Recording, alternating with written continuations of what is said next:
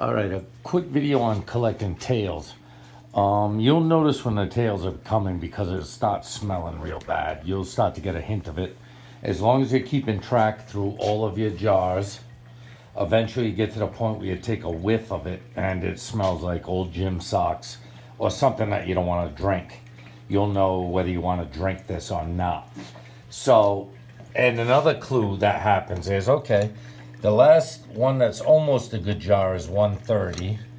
The last one, the second to the last one's 146 and 156.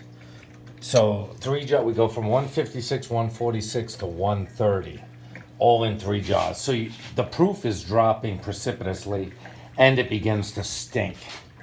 So this is how you know the tails are coming in. And once the tails come in, I just disconnect the cooler, the water lines for the head, condenser. Take those off, forget about them, and just let it turn up the heat a little bit and just let it collect the tails. And I'm probably looking to get, these are half-gallon jars. If I can get both of those full in an hour, I feel like I'm successful. I'll take a proof on them just to see what kind of proof is coming out in the tails. But these two jars are not going to be drinkable because they're going to smell like somebody's ass. And that's about as honestly as you can put it. You can tell as you start to dwindle your way through all your jars and get towards the end, and some of these might not even be any good. I'll have to smell them in the morning.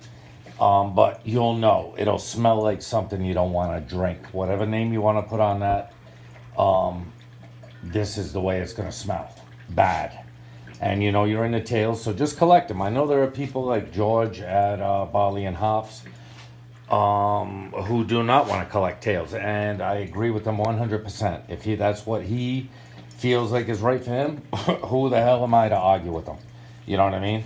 But I'll probably try and collect up like a gallon of tails just to put in the next batch. I honestly can't say that I've noticed that the flavor gets any worse if you put some tails in it, because you're just stilling it off again. And maybe you're even purifying it a little more. I don't know. I don't know the chemistry behind it.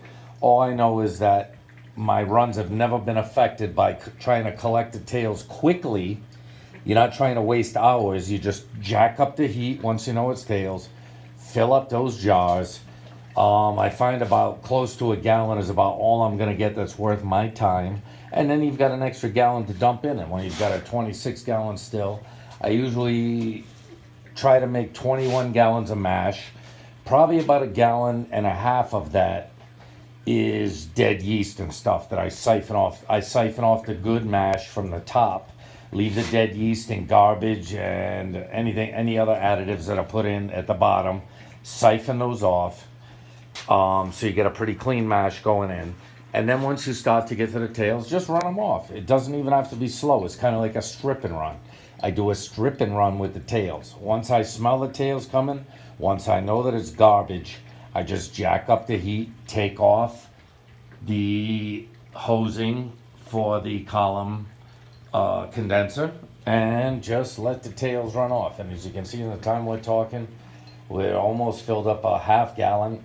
We'll probably fill up another half gallon, and we'll have a gallon of tails to go in with the next 19 or 18 and a half gallons of mash after I siphon the dead yeast and the garbage out of that mash. So usually when I make a mash, there are like 3 of these filled up almost full, like to probably 7 gallons or something close like that. So I probably got 21 gallons between 3 buckets. And like I said, a gallon to a gallon and a half of that is going to be the absolute nastiest shit in the bottom of that you don't want. So you use a siphon like this, siphon fast flow. It's real easy to use, just like siphoning a gas tank on a car, except you can actually drink this stuff, and you wouldn't want to drink the gas in a car, I suppose.